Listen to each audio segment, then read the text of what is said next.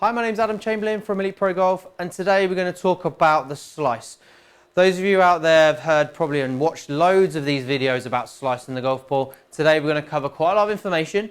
We're going to link the information so that you can see what possibly the missing ingredient you may have is the reason you're still leaking the ball to the right, even though you've done a multitude of things to try and cure your dreaded slice or fade to the right. Okay, so what causes this? Well, the first thing I want you to understand is a slice is a shot that starts for a right-handed golfer left of target and curves way right of target, okay?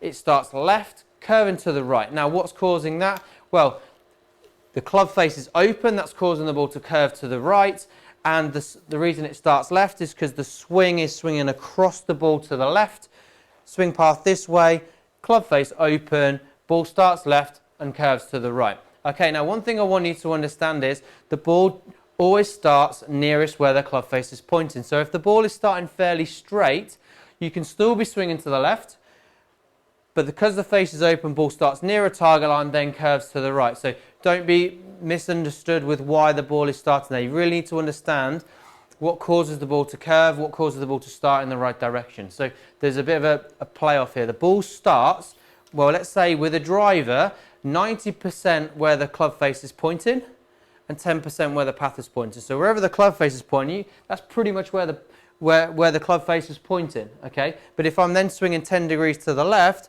it's going to start nearer the club face and then curve away from where my swing path is swinging. A little bit complicated, but you need to understand that so you can understand how to fix it. Okay, let's quick review. Why did you start slicing the ball in the first place? Well, what probably happened is the ball started drifting a bit to the right, so you thought, hang on, I don't need this, I need to start the ball a bit more on line. Then you swing the ball more to the left, so it starts left and obviously then comes back on line. That makes complete sense. But the downside with this is over time, if you don't fix the fact that the face is open as you come to hit it, then your brain tries different ways and you start like this, try and turn it over like this. Of course, you're then swinging more across the line, ball curving more to the right, and it generally gets worse. The downside is if you do get it right, the ball goes miles left. If you square this club face up, the ball goes a long way, but a long way left.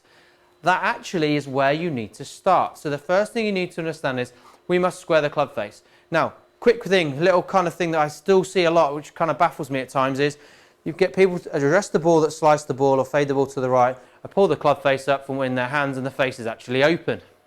Believe it or not. But it looks to them, in their eyes, that's square. So please check that. Hold it up against something in the distance. Let's make sure the club face is not like this. Let's square it up, then put our hands on. Now, remember, if you're slicing the ball to the right, why would you start this way? I would encourage you to start a little bit closed for now.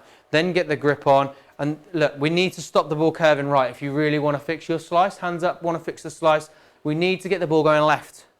That's the first thing we need to do. You have to get the ball going left. Because think about it, I swung to the left because my ball was going to the right, okay? If my ball's going to the left and I'm hitting it a long way left, am I going to keep swinging to the left? Probably not. You're going to then start, hopefully, to start swinging to the right, okay? And we're going to talk about that in a little while. So let's think about this. What can I do to square the club face? Square or slightly closed at address.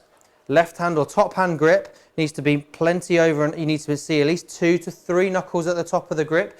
You need to make sure the grip is across the fingers of the hand, not up in the palm like this. This doesn't work. There's generally a gap underneath the little finger here. This is a no-no because it restricts the way the wrist can work. Now, some people have some restrictions and they can't necessarily hold the club, swing the club in a certain way. So that's obviously, you require a bit more of a lesson there. But if you're somebody that can't hold the club, let's say in the right position, for instance, if you've got some arthritis or something in your hand that's preventing that, you definitely need the club face more closed at address then in order to square it at impact, if that makes some sense.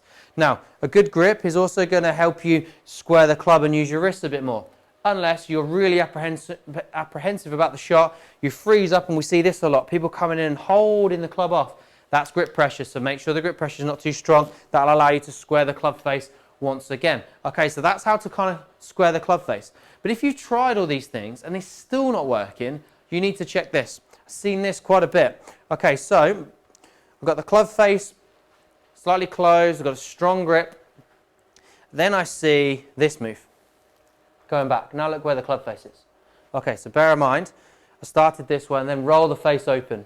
Okay, so I've now rolled the face open. That means, let's say, if I'm coming in this way, I've then got to really square it once again.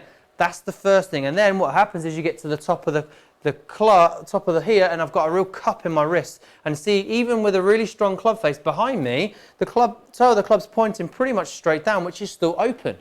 Okay, so even though I've got a strong grip, strong club face, I then do that with my wrist. Now look, then I get to the top, boom, it's open once again. So this is one of the biggest cures for this, and I see this quite a bit. Now, this is not a very easy move to change, but you need to feel like you take the club back a bit more square. Then we get to the top of the swing, and we're going to have to feel like this back of this left hand. You almost want to feel like you're bowing it. Now, the only real way to practice this is to do it in front of a mirror. You can almost do it without anything on and feel like it's a little bit this way, okay? That's going to really make sure we've got this club face closed or square, however you want to see it, so that when you come back down, you're not having to do as much with your hands and manipulate the club in order to square it at impact, making it so much easier to hit the ball solidly, proper distance, and fix your slice.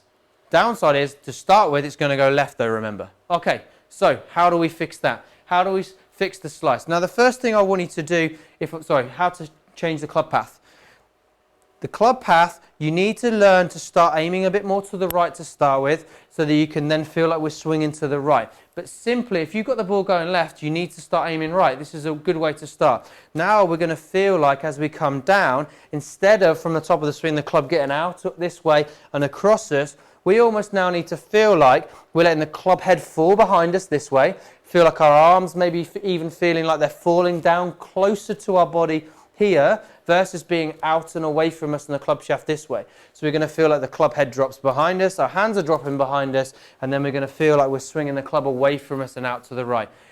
This takes some time, takes some practice, but there's a downside, and this is why most people don't fix the slice.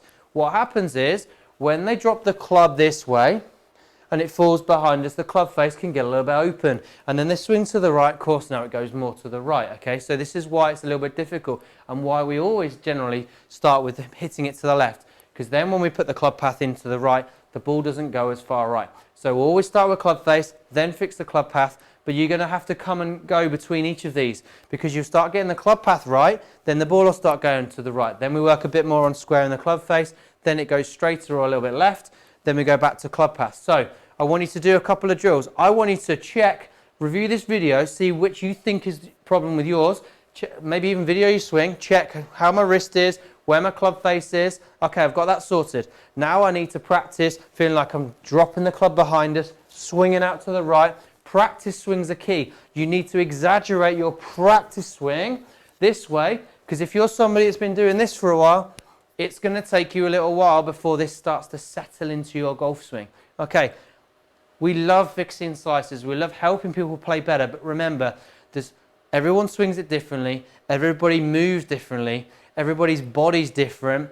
We need to make sure what are the things we need to do in order to fix this. Okay, 100% you can definitely fix this or improve it. Hit the ball longer, hit the ball straighter, and make this game so much easier to play and put a smile back on your face. Hope this video helps. Any comments, post them below or ask some questions. Happy golfing.